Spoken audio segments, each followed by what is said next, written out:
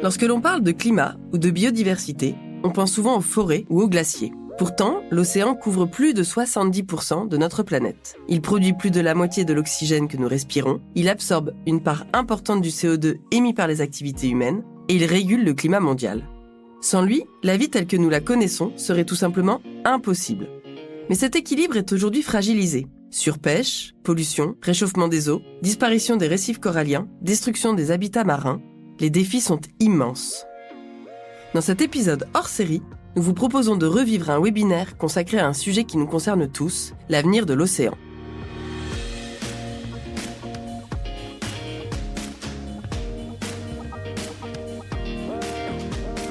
Bienvenue dans Net Positive Business by EDHEC Business School.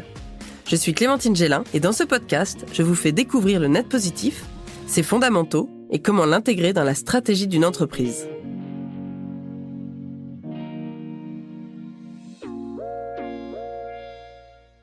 Dans ce webinaire, vous allez entendre le témoignage exceptionnel d'Emmanuelle Perrier-Bardou, cofondatrice des expéditions Under the Pole, qui nous emmène explorer les profondeurs encore méconnues de l'océan.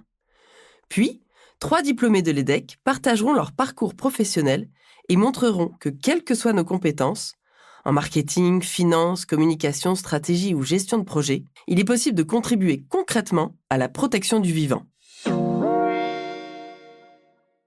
Bonjour à toutes et à tous, c'est un réel plaisir d'être avec vous aujourd'hui, surtout en tant qu'ancienne EDHEC.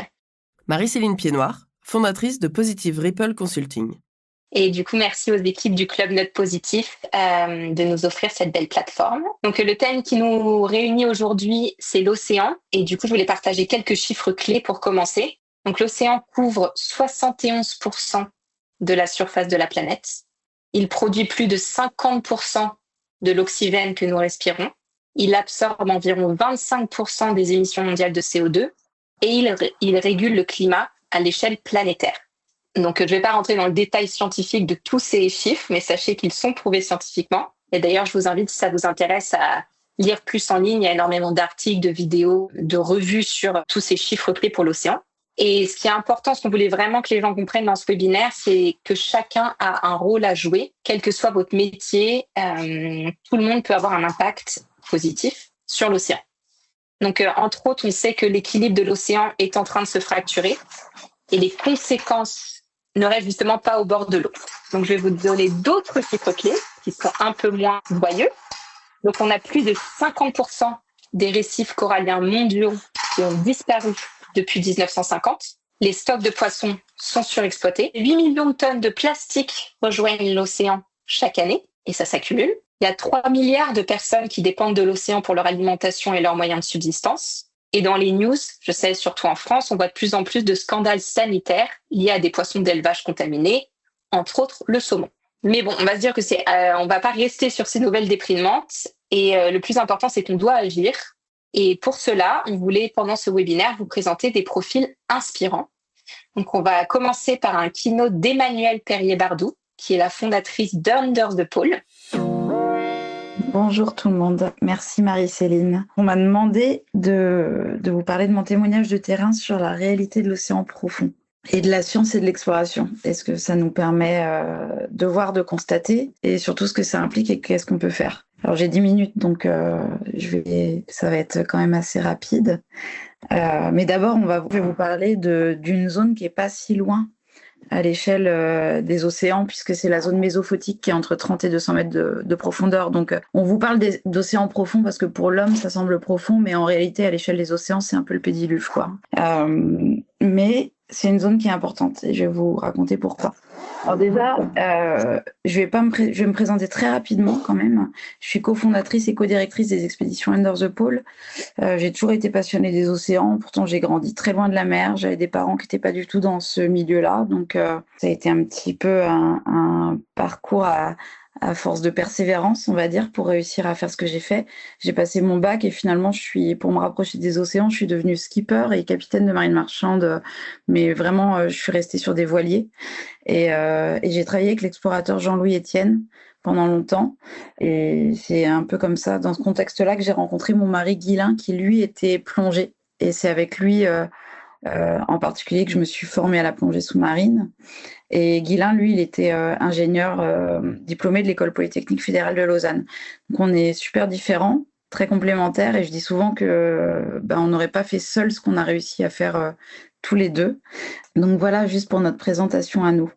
On a fondé Under the Pole parce que ça rassemblait notre passion pour la plongée sous-marine, pour la sensibilisation et pour les océans polaires pour lesquels on a une très forte passion. Donc ça a presque 20 ans, on l'a fondé en 2008 et donc on a fait de ces compétences particulières quelque chose qu'on a mis au service de la science. Et quand je dis compétences un peu particulières, donc nous on plonge profond, donc entre 30 et 200 mètres de profondeur, ce qui est réservé à une grosse poignée de personnes dans le monde, en particulier dans le monde scientifique. Et on le fait dans le monde entier, en particulier dans les régions polaires. Donc on est capable de mettre cette expertise-là au profit des scientifiques dans tous les océans du monde. Aujourd'hui, ça rassemble une grande équipe derrière nous, de scientifiques, de plongeurs, d'explorateurs, d'activistes, de gens impliqués dans le plaidoyer institutionnel. Également, on est en partenariat avec la plateforme Océan Climat, avec l'UICN. Et donc, ça s'appuie sur 4 piliers qui sont les expéditions de terrain, le travail de terrain, donc la plongée, là où on va mettre en place tous les protocoles scientifiques, la science, donc après ces résultats, ils vont partir dans les laboratoires de recherche, donc et les chercheurs vont ensuite faire des publications avec des résultats, et nous, on va se servir de ces résultats pour faire de la sensibilisation auprès du grand public, mais aussi auprès des scolaires, avec un gros volet qui est porté par Under the Pole avec le ministère de l'Éducation nationale, et du plaidoyer institutionnel, donc pour essayer de transformer les politiques de conservation à l'échelle des océans. Je vais y revenir. Donc depuis toutes ces années, on a fait beaucoup d'expéditions, donc vous allez voir beaucoup dans le milieu polaire au départ. Donc toute première expédition qui a donné son nom à Under the Pole et qui n'était pas forcément censée avoir une suite, c'était une expédition qu'on a imaginée au pôle Nord géographique, sur la banquise du pôle Nord géographique, avec régulièrement des plongées d'incursion pour témoigner d'un monde en voie de disparition. Et cette expédition qu'on a fait en 2010, elle ne serait plus possible aujourd'hui. La logistique, la finesse de l'épaisseur de la banquise ne permettrait plus de faire une expédition telle qu'on l'a fait à l'époque. Et on a ramené des images de cette expédition qui étaient incroyables, qu'on fait le tour du monde, et ça nous a donné envie de continuer. Donc on a continué avec Under the Pole 2, et là on est parti 2 ans au Groenland, sans revenir. On a laissé le bateau se faire prendre dans la glace pendant 6 mois.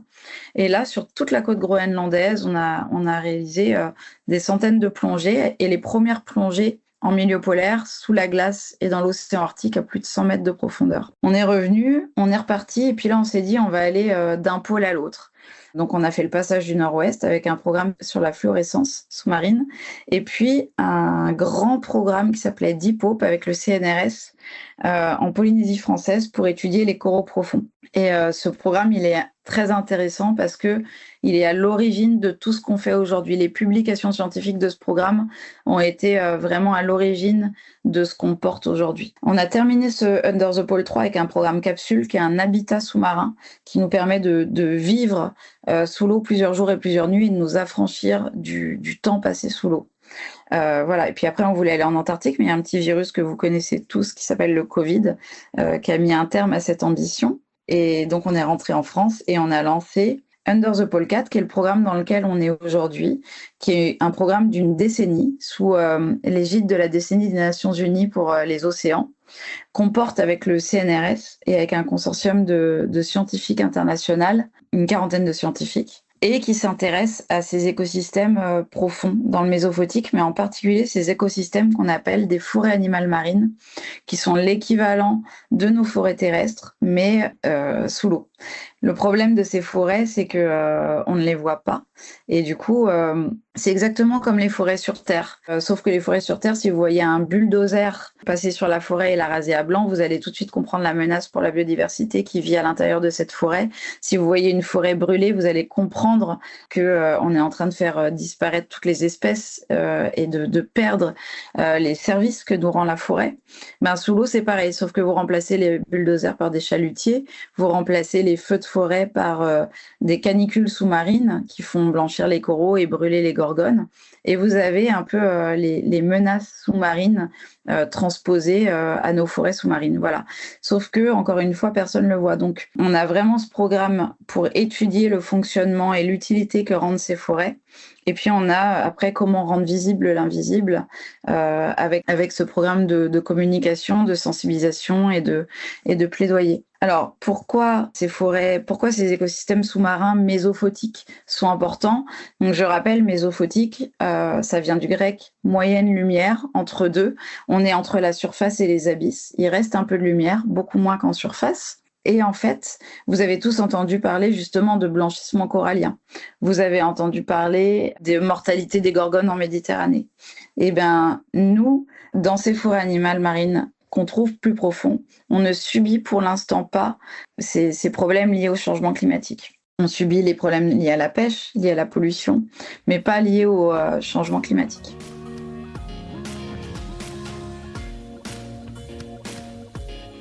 Après plusieurs années, c'était en 2019, moi je me souviens très bien, il y a eu cette bascule pour moi.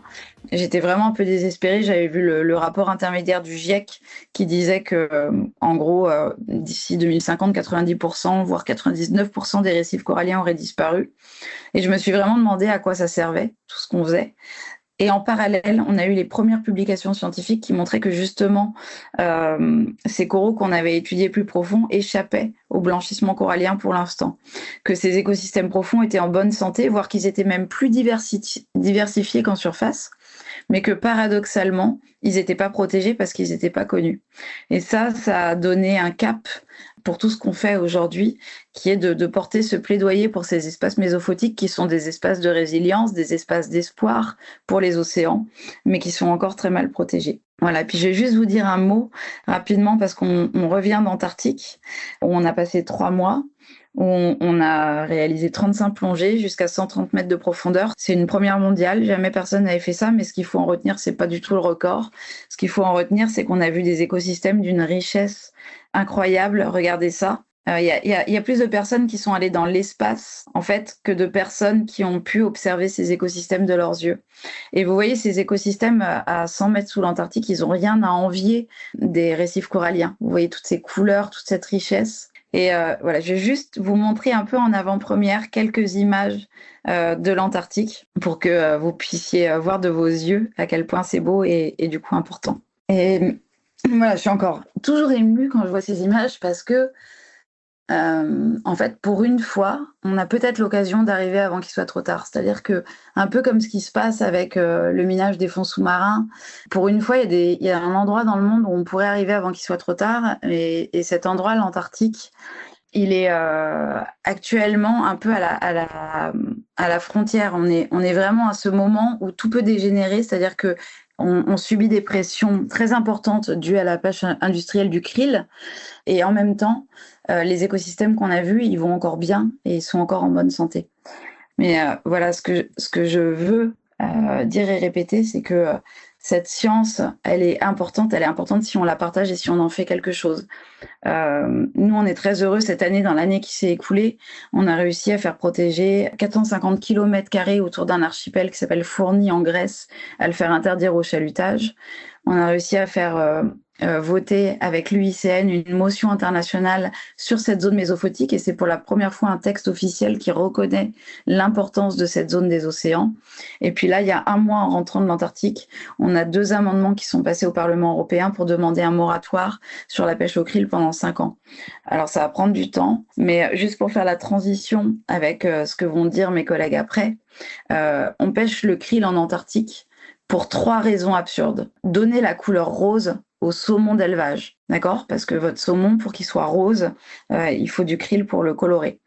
Faire des pilules oméga 3, qu'on peut tout à fait avoir grâce à des microalgues, et faire des croquettes pour chiens et pour chats, qu'on peut nourrir autrement. Donc, il y a une urgence à agir, et en même temps, comme vous le voyez, il y a encore de l'espoir, c'est-à-dire que si on se saisit de ces questions-là rapidement, il y a vraiment la possibilité de sauver des espaces qui sont extrêmement importants pour les océans, mais pour les océans, ça veut dire pour nous, parce que je vais finir là-dessus, comme le disait Marie-Céline tout à l'heure, en fait, 1 respiration sur 2 qu'on prend, c'est grâce à l'océan.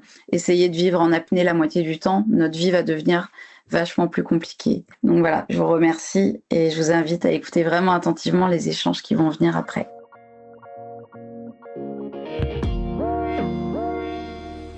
Merci beaucoup, Emmanuel.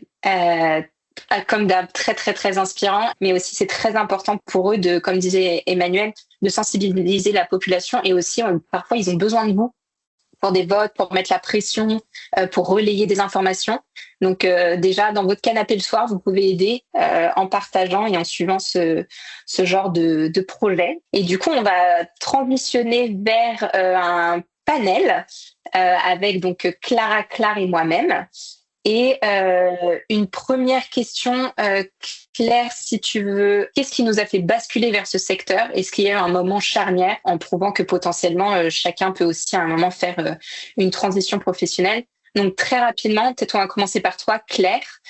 Quel a été le moment où justement tu t'es dit, bon, bah moi je vais aller dans ce milieu?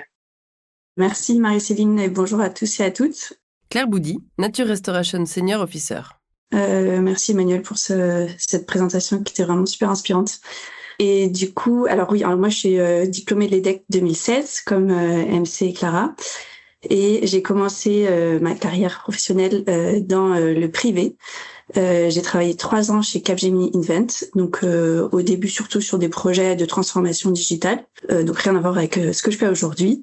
Sauf que très vite, je sentais que voilà, j'étais pas forcément, c'était intéressant, mais que j'avais besoin d'être plus alignée avec mes valeurs et d'être un peu plus passionnée par ce que je faisais au quotidien. Du coup, comme je savais pas trop par où commencer et comment shifter, ce que j'ai fait, c'est que je me suis d'abord engagée sur des projets RSE, donc responsabilité sociale environnementale au sein de Capgemini. On avait une practice qui se développait à ce moment-là, donc j'ai aidé à développer la practice et j'ai accompagné des grosses entreprises françaises sur, par exemple, la publication de leur rapport RSE, leur premier rapport. En parallèle, j'ai aussi fait du mécénat de compétences au sein de Capgemini parce que c'est quelque chose qui était proposé et ça c'est vraiment super. Enfin, si vous avez l'occasion de le faire, c'est vraiment chouette. Donc en fait, vous donnez votre entreprise vous paye pour que vous travaillez pour une association et donc tout ça fait que avec ces expériences-là, je me suis sentie, j'ai senti qu'il fallait que je change de secteur et du coup j'ai démissionné et puis après il y a eu un enchaînement de petites expériences. J'ai fait pas mal de bénévolat pour des associations. J'ai repris un peu des formations en ligne sur la biologie et en fait tout ça a fait qu'aujourd'hui je travaille pour l'Union internationale pour la conservation de la nature. Donc Emmanuel en a rapidement parlé tout à l'heure. C'est une union en fait de membres. Donc on a plus de 1500 membres dans 160 pays et en fait on travaille pour en quelque sorte donner les grandes orientations de la politique environnementale mondiale puisque tous les 4 ans, les membres se réunissent pour voter les motions, les résolutions qui vont guider cette politique environnementale mondiale. Donc là, il y a eu le congrès mondial qui s'est passé à Abu Dhabi en 2025. Et donc moi, aujourd'hui, je travaille pour l'UICN à Bruxelles et je suis l'agenda politique environnementale de l'Union européenne. Donc on fait à la fois du travail de suivi des politiques et on met en place certains projets pour accompagner nos membres qui sont soit des États, soit des représentations de la société civile. Et donc je détaillerai un petit peu plus un de ces projets par la suite. Mais pour répondre à ta question, Marie-Céline, je pense que le moment charnière, c'était en fait le début de mon expérience professionnelle quand j'ai travaillé chez Capgemini et que j'ai senti qu'il fallait que je me réoriente pour une cause qui me passionnait plus. Et donc voilà, j'ai essayé d'abord de changer de l'intérieur et ensuite je me suis lancée pour rejoindre cette cause. C'était intéressant de voir tout le fil. Merci. Clara, dis-moi. Salut tout le monde. Clara Barth, Senior Project Manager chez Systemic. Moi aussi, je suis de la même promo du coup que Claire et MC, donc 2016. Et pour le coup, moi, ça a commencé avant. Je me rappelle mes entretiens de l'EDEC, quand on me disait, mais du coup, qu'est-ce que tu veux faire après l'école de commerce? Je répondais, je veux apprendre toutes les techniques du marketing, de la finance, etc. et les appliquer à la conservation marine, parce que je pense qu'il manque de ces compétences-là. Alors, j'ai eu certains zéros à cause de ça, mais pas à l'EDEC, donc j'ai été prise, c'est très bien. Et donc voilà, donc à la sortie de l'école, j'ai fait tout de suite, moi, même pendant mes césures et tout, j'étais déjà dans des missions social business, etc. Et à la sortie de l'école, j'ai fait du conseiller en développement durable et en fait doucement parce que effectivement à la sortie de l'EDEC, c'est pas évident et surtout à l'époque, c'était pas évident d'aller en conservation marine, c'était pas encore quelque chose qui était accepté en fait d'avoir fait une école de commerce et de protéger les océans. Et donc donc je suis passée par le conseil d'abord. Ma boîte a été rachetée par Total. Donc je suis partie et j'ai rejoint un bureau d'études en économie de l'environnement sur les sujets de finance de la conservation marine. Ensuite, je suis partie à Tahiti, travailler pour Coral Gardeners, une association qui fait de la restauration corallienne. Et pareil, encore une fois, assez innovante dans le milieu, qui fait beaucoup de communication et à destination des jeunes et des gens qui sont pas trop sensibilisés. Et donc, pareil, encore une fois, on travaille avec le fondateur à la structuration de l'asso. Et je pense que, en fait, j'ai changé beaucoup de fois d'emploi, donc potentiellement, ça pourrait prendre beaucoup de temps de continuer, mais je vais peut-être m'arrêter là. Et aujourd'hui, je travaille pour Systémique. Donc, il y a une association qui travaille à la dépoissonnage de l'alimentation. Et je vais vous en parler plus tard, mais on se rend compte que la plus grosse menace pour l'océan, c'est le fait de manger du poisson, en fait. Et moins que les autres pollutions, moins que d'autres choses. Et donc, chez Systémique, on travaille à ça. Génial. Merci Clara. Marie-Céline Piednoir, fondatrice de Positive Ripple Consulting. Et de mon côté, moi, c'était pas du tout comme Clara. Moi, j'ai étudié pour travailler dans le luxe et la mode. Donc, j'ai pris toutes les spé possibles, marketing, luxe, histoire du luxe, etc.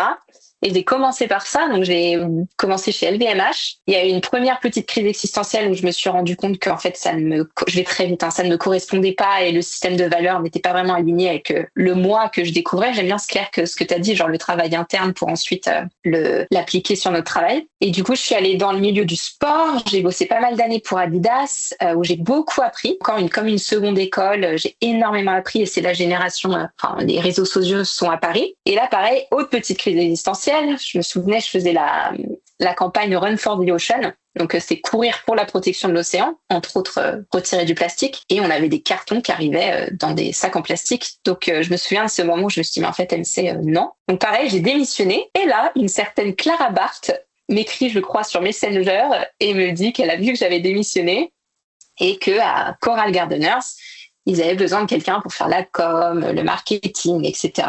Donc, j'ai rejoint aussi Coral Gardeners. Donc, j'ai vécu avec Clara en Polynésie. Et c'est là où je me suis rendu compte qu'on n'a pas besoin d'être biologiste marin pour travailler en conservation marine. Et je pense que ça, c'est quelque chose de très, très important qu'il faut faire passer comme message pendant ce webinaire. Ils ont besoin de tout type de compétences. Et du coup, ça, c'était il y a déjà presque 7 ans. Et donc, j'ai commencé en com et en marketing dans ce milieu-là. Ensuite, je suis passée beaucoup de réseaux sociaux. Ensuite, je suis passée dans tout ce qui est campagne, après partenariat. Et de fil en aiguille, maintenant, je bosse aussi en gouvernance et en politique.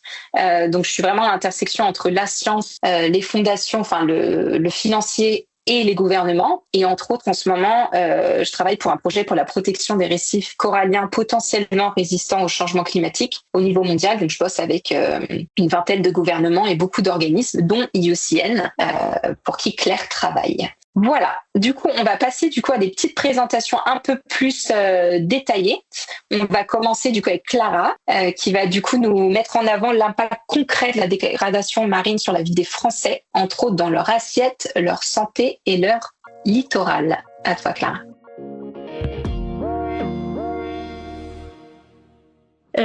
Ok, donc moi je vais vous parler un peu de Systémique et surtout du contexte et de la consommation de poissons en France et de ses impacts. Donc, Reward the Ocean, Feed the Future. Donc, quel est le lien entre l'océan et ce qu'on mange ? Je vous l'ai dit tout à l'heure, la consommation de poissons, c'est la première source de destruction des océans. On parle beaucoup de plastique, de filets fantômes, de pollution marine, etc. Le fait de manger du poisson, c'est la première cause de destruction des océans. Et c'est quelque chose qu'on dit peu, en fait, parce que ça touche à nos habitudes alimentaires et c'est encore compliqué à accepter, mais c'est le cas. Donc, c'est une présentation qu'on avait faite pour Change Now, mais j'ai un petit peu adapté à aujourd'hui. Donc, aujourd'hui, on était censé être 90, je crois, 95. Donc 95 personnes, je sais qu'il y a des végétariennes, mais on va dire que personne n'est végétarienne ici. Ça correspond à 330 kilos de saumon dans l'année. J'ai pas fait tous les calculs, mais concrètement, ça veut dire beaucoup de saumon tué. Ça veut dire à peu près 50, je crois, saumon tué par an. Beaucoup de microplastiques ingérés par les saumons. Le poisson est bioaccumulateur, donc il va accumuler dans sa chair les toxines qu'il trouve dans l'océan.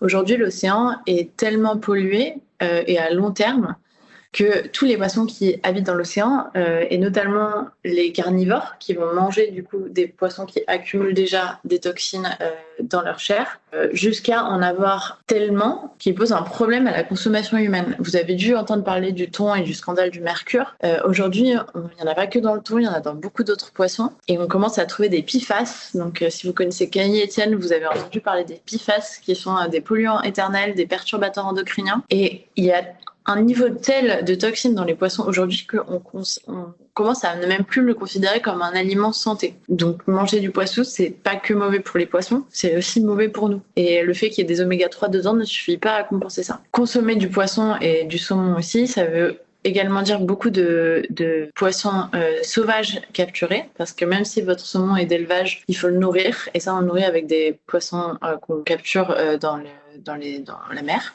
Et ça veut même dire des baleines tuées, et ça c'était à cause du krill qu'on va dire pêcher en Antarctique et qui vient simplement colorer la chair du saumon, parce que le saumon d'élevage est élevé dans des conditions tellement terribles que sa chair est grise et pas rose comme elle devrait l'être. Et donc on lui donne du krill et on injecte du krill dans la chair. Krill qui normalement nourrit les baleines en Antarctique et qui du coup meurt de faim. Aujourd'hui il y a même une étude récente qui montre que on n'entend plus les baleines bleues chanter parce qu'elles sont affamées. Voilà, on peut passer sur ces bonnes nouvelles. On en a déjà un peu parlé, mais l'océan, c'est quand même une source de vie hyper importante sur la Terre. On a à la fois des forêts marines, comme sur l'image de gauche, qui sont des forêts de kelp, je crois. On a à la fois le fait qu'il y a beaucoup de communautés dans le monde qui dépendent de l'océan pour vivre, notamment en Afrique de l'Ouest, où c'est c'est en Afrique de l'Ouest qu'on pêche beaucoup les poissons qui vont servir à nourrir les saumons. On appelle ça la pêche minotière. Et puis c'est aussi là que vivent les mammifères magnifiques comme les baleines. Et nous, qu'est-ce qu'on fait du coup face à ça? On mange l'océan. Et aujourd'hui, les scientifiques estiment que si on voudrait vraiment respecter les limites de l'océan, donc la limite des écosystèmes, donc qui leur permettent de se renouveler et d'avoir toujours autant de poissons, autant d'espèces, etc., il faudrait diviser par 3 la consommation. Donc là, on parle pas seulement de techniques de pêche qu'il faudrait changer, chalutage, CN, DCP, etc. On parle de concrètement, il faut réduire, même avec des bonnes techniques de pêche, il faut quand même réduire la consommation. Et oui, et quand on dit, mais du coup, les protéines, les oméga 3, comment on fait? Il y a des alternatives végétales qui sont très satisfaisantes. Et il y a de plus en plus d'études qui le montrent. Chez Systémique, on est en train de développer un plan qui s'appelle Transition alimentaire bleue, sur lequel moi je travaille, qui a pour objectif d'opérationnaliser cette transition. Donc, concrètement, là, si je vous dis et j'annonce à la France entière, il faut diviser par 3 la consommation de poissons. Et il y a à la fois les gens qui me disent, mais attendez, comment je fais?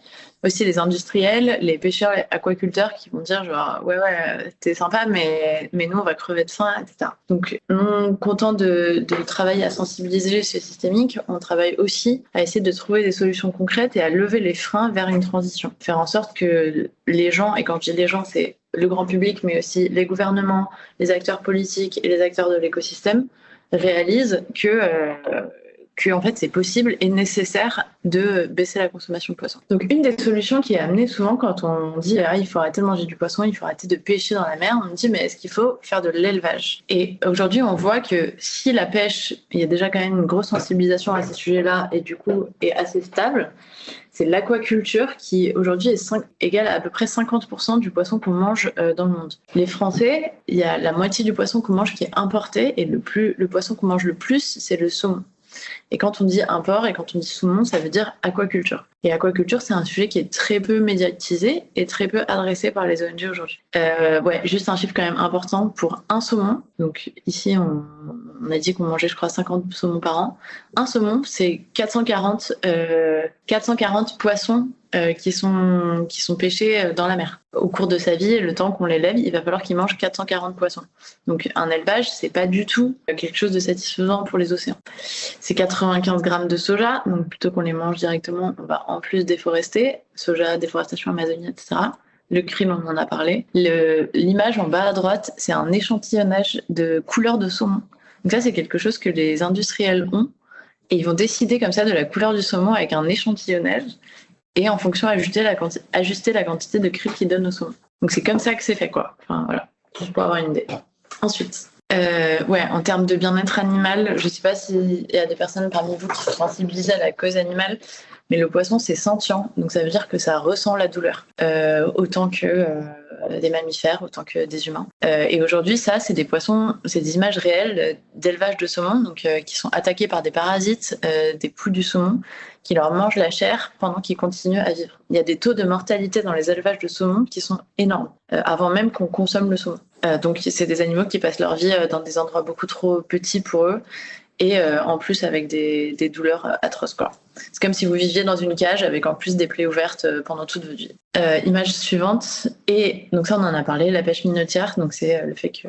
Mais il y a quand même des solutions, et aujourd'hui dans ce webinaire, il y a que des professionnels, donc vous êtes tous quand même des gens qui ont fait les decks et qui bossaient dans des entreprises, pas forcément agroalimentaires, mais des entreprises, vous avez des contacts, etc. Et justement, il y a des solutions au niveau de l'alimentation pour supprimer le saumon. Et en vrai, la truite, c'est pareil.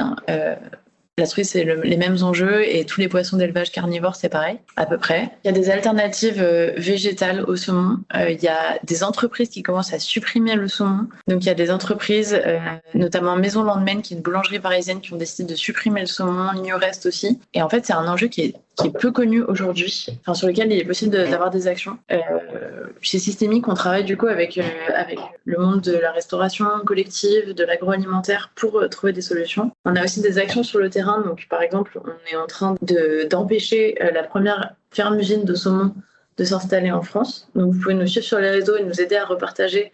Là, il va y avoir des grosses actions qui auront lieu début juillet, même mi-juin, pour empêcher ça. On en parlait avec Emmanuel de Under the Pole il y a 2 semaines.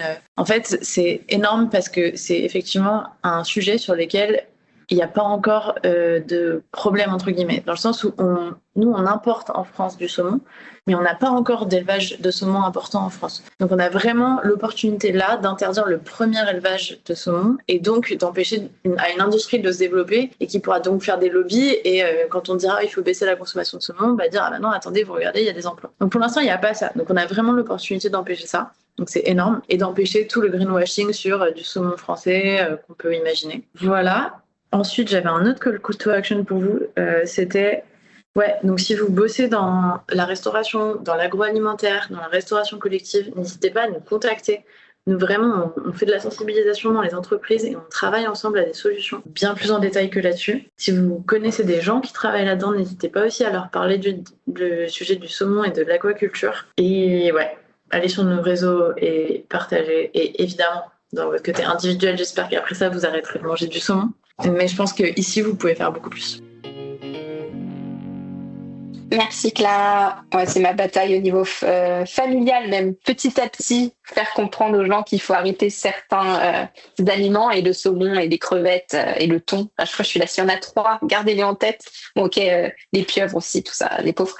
Mais oui, vraiment le saumon, c'était intéressant ton chiffre de diviser par 3, parce que ça c'est pas non plus arrêter. Enfin oui, il faudrait que vous arrêtiez, mais déjà diviser par 3, ce qui paraît faisable, ça pourrait déjà avoir un impact très important. On va passer du coup à Claire, qui va nous présenter un exemple concret de politique à l'échelle de l'Union européenne en faveur de la protection de la mer, parce qu'on a vu Clara qui se concentre vraiment sur le côté français. Il faut bien qu'on commence, donc nous ici au niveau français, qui pourrait du coup aussi passer au niveau européen. Et maintenant Claire, du coup, qui va présenter un projet à l'échelle européenne. Merci MC. Oui, du coup, donc comme je le disais tout à l'heure, moi je travaille au bureau de l'UICN, et peut-être aussi pour ceux qui connaissent pas l'UICN, peut-être que vous avez déjà entendu parler de la liste rouge des espèces. Ça, c'est un travail que fait l'UICN et qui est accessible à tous. Où en gros, l'UICN demande aux scientifiques du monde entier de se rassembler et d'évaluer l'état des espèces dans le monde, donc des espèces animales et végétales. Et ça, c'est un outil qui est souvent assez connu et qui peut aussi être utile. J'en reparlerai tout à l'heure. Mais voilà, souvent les gens connaissent ça. Si vous connaissez pas l'UICN, on fait notamment cet outil-là. Mais sinon, moi, je travaille du coup à Bruxelles. Et comme je le disais tout à l'heure, je suis l'agenda européen au niveau de l'Union européenne des politiques environnementales. Et l'UICN fait du plaidoyer pour justement améliorer cet agenda environnemental.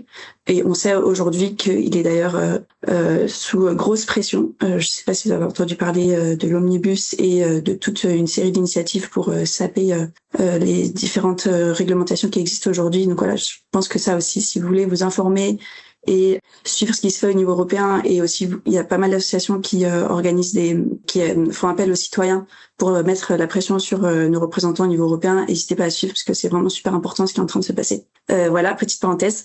Tout ça pour dire que du coup, moi, je travaille spécifiquement sur la restauration de la nature. Donc, il y a un règlement qui a été adopté par l'Union européenne en 2024 et qui demande à tous les États membres, donc aux 27 États membres, de mettre en place un plan national de restauration de la nature d'ici à septembre 2026, donc septembre, là, dans 5 mois. Et donc ce plan doit détailler concrètement comment est-ce qu'ils vont faire pour restaurer d'ici à 2030, donc dans 4 ans, 20% des terres et des mers qui sont dégradées dans leur pays. Donc ça couvre à la fois la partie terrestre et marine, et ça vient en complément de plein d'autres politiques environnementales qui existent au niveau européen. Mais c'était vraiment, quand ce règlement a été adopté, toutes les associations environnementales qui travaillent à Bruxelles étaient vraiment super contentes de cette avancée, et c'est vraiment quelque chose qu'on essaye de maintenir au niveau européen, parce que même ça est en train d'être, risque d'être diminué. Donc voilà, donc nous on a travaillé à ça. On a plaidoyé pour la mise en place de cette réglementation qui a été une victoire quand elle a été adoptée. Et aujourd'hui, je travaille avec mes collègues pour accompagner certains États membres, dont la France, pour la rédaction de leur premier plan national de restauration de la nature. Donc j'ai accompagné le ministère de la Transition écologique français en essayant de synthétiser en fait au niveau les connaissances scientifiques qui existent aujourd'hui pour voir comment est-ce que la restauration de la nature peut également aider à atténuer les impacts du changement climatique. J'ai également aidé à estimer comment la restauration de la nature, quels sont les bénéfices et les coûts, et on montre que les bénéfices peuvent être jusqu'à 7 fois plus importants que les coûts en termes monétaires, sachant que les bénéfices sont souvent très sous-estimés parce que c'est compliqué de donner une valeur monétaire à la nature. Donc on a accompagné le gouvernement français là-dessus. Et enfin, on a aussi fait une petite étude pour voir comment est-ce que ce plan peut être financé, puisque comme toujours, le financement c'est le nerf de la guerre. Sans financement, un plan, ça sert à rien.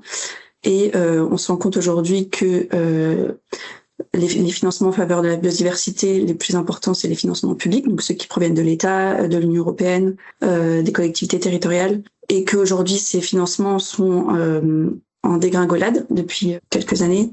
Ils avaient augmenté, puis là, ils rediminuent dans un contexte budgétaire restreint. Et du coup, là, le secteur privé a aussi un rôle super important à jouer pour, même si nous, notre mot d'ordre, c'est de pas diminuer le financement du secteur public, mais dans le contexte où de toute façon, il est en train de diminuer, on invite aussi les acteurs du secteur privé à se mobiliser. Et là, il y a plein de manières de le faire.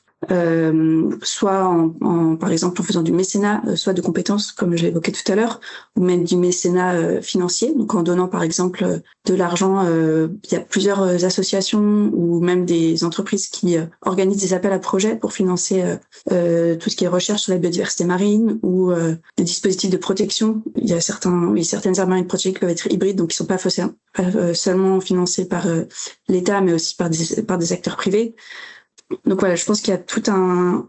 vous, dans vos entreprises, si vous souhaitez vous engager, je pense qu'il y a plein de choses à faire là-dessus. Et donc, je vous invite à vous renseigner en tout cas sur ces politiques environnementales européennes et si possible, à vous investir à la fois de manière individuelle et puis aussi collective via votre entreprise, parce qu'il y a vraiment un gros rôle à jouer de la part des entreprises. Merci Claire. Et puis oui, voter, t'as fini par ça, mais voter c'est très très important, on le répète pas assez. Mais via le vote au niveau français et européen, vous pouvez avoir un impact. C'est une bonne transition avec la question que j'ai eue. Donc c'était justement comment les compétences du monde des affaires peuvent être utiles au monde de la conservation marine, et si on a des conseils pour les gens qui écoutent ce webinaire et qui veulent aussi contribuer à des efforts de conservation marine et se sentir utile. Claire en a déjà parlé, la dégradation de l'océan, c'est un risque systémique. Et en fait, les acteurs, par exemple privés, qui n'anticipent pas ce tournant, s'exposent à des risques financiers, sanitaires, réglementaires et aussi réputationnels. Je ne vais pas rentrer dans tous les détails, je vais mettre quelques exemples dans le chat après. Donc en fait, le monde des affaires doit prendre en compte la protection de l'océan. Et il y a aussi toute une dimension de la conservation marine qui se développe de plus en plus, Donc, je suis un peu les éléments que Claire a donnés. Donc, on a ce qu'on appelle maintenant la nature finance, donc toute cette finance autour de la conservation, les obligations bleues, le marché des crédits de la biodiversité. C'est encore assez nouveau, donc je dirais faites attention de vraiment choisir quelque chose qui a un vrai impact positif et qui n'est pas seulement du blue washing. Je ne vais pas rentrer dans les détails, je ne suis pas non plus experte, mais du coup, je vous invite à vous renseigner sur ces différents outils, parce que les gouvernements, les fonds souverains, les institutions multilatérales, elles cherchent justement beaucoup d'expertise capable de structurer ces investissements, négocier des partenariats entre le public et le privé, communiquer de façon impactante, gérer la finance. Comme je vous disais, on a besoin de toutes les expertises. Et le mécénat de compétences, je n'y avais pas pensé, mais c'est vrai que Claire, ça peut vraiment être important parce qu'il y a beaucoup d'associations qui ont besoin du RH, le côté comptable, la com, etc. Donc, quelle que soit votre expertise, je pense que vous pourriez trouver une application, en tout cas dans le secteur de la conservation marine au sens large. Et du coup, côté conseil, le premier que je dirais, c'est vous informer. Lisez, regardez des documentaires, suivez justement les experts qu'on a dans ce webinaire. On a mis tous les liens dans le chat. Et parlez-en autour de vous. Ce que Clara, par exemple, a montré sur le saumon, ne serait-ce qu'en parler au prochain dîner de famille. Si c'est une table de 6 personnes et vous impactez une personne, c'est déjà ça. Et peut-être que cette personne en parlera à 3 personnes, etc. Donc surtout, parlez de ce sujet avec votre entourage, relayez sur les réseaux et parlez-en en entreprise. Clara a donné quelques options, c'est très très important. Si vous vous dites, moi j'ai pas les capacités à ce moment-là pour beaucoup de raisons de changer d'emploi, de reprendre potentiellement une formation, de faire un job passion, j'ai pas les capacités, j'ai pas la stabilité financière ou autre, essayez d'analyser comment votre entreprise actuelle pourrait avoir un impact un petit peu plus positif sur la conservation marine. Et soyons réalistes, un des gros sujets en conservation marine, c'est le financement. Donc si vous trouvez un moyen pour que votre entreprise actuelle fasse une donation à des organismes type, déjà, vous aurez eu un impact positif dans votre milieu professionnel. Et ensuite, en exemple très simple au niveau individuel, adaptez votre alimentation, adaptez vos achats, diminuez votre empreinte carbone. Et un que je dis souvent, on ne considère pas, surtout qu'en France, on n'est pas les meilleurs, changer de banque. C'est tout simple, mais regardez les investissements. La plupart de vos comptes à terme ou des comptes que vous avez sur votre banque financent l'industrie fossile et finalement financent la destruction de la biodiversité et des écosystèmes. Donc voilà, banque, alimentation, achat, je dirais c'est des choses simples qu'on peut mettre petit à petit en place. Il faut surtout pas avoir peur et se sentir dépassé. Chaque geste compte et commencer, c'est déjà un premier pas. Donc voilà, on espère que ce webinaire sera inspirant pour vous. Sur ce, je pense qu'on va clôturer. Donc, merci beaucoup à Emmanuel, Clara et Claire. Très fière d'être votre amie. C'était très inspirant. Merci les filles. J'espère que vous avez tous compris dans ce webinaire qu'on a déjà l'enjeu de la protection du monde marin et aussi qu'on a tous un rôle à jouer. Et pour ce qui est de s'informer plus, ça tombe bien. Donc, le 8 juin, c'est la journée mondiale de l'océan, on va dire d'ailleurs. Donc, je vous invite à regarder en ligne. Il y aura pas mal d'événements, j'imagine surtout à Paris, mais aussi dans d'autres grandes villes. Il y aura des webinaires en ligne, etc. Donc, regardez quels autres événements vous pourriez rejoindre.